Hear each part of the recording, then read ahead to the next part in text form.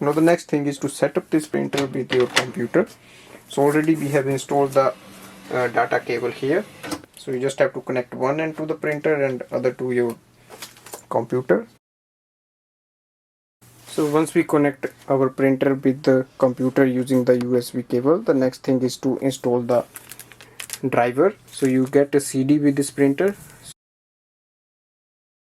So you will see there is an icon here that is a quick shortcut for your printer. So just double click on that and you will get the option on the screen here.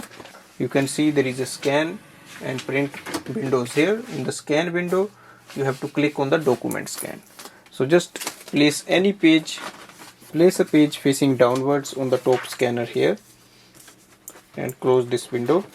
Now go to the desktop and click on the document scan button and wait for the scanning to be done.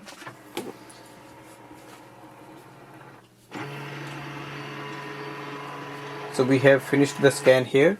So click on the exit button and wait for the scan to appear on the screen. So here is the scan window. We can see the scan is available here. You can just double click and open that, and to save it just click here, that is a PDF,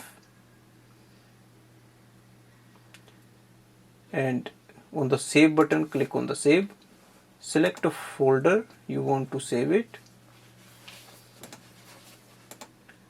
Also change the name of the file if you want and click on the save button.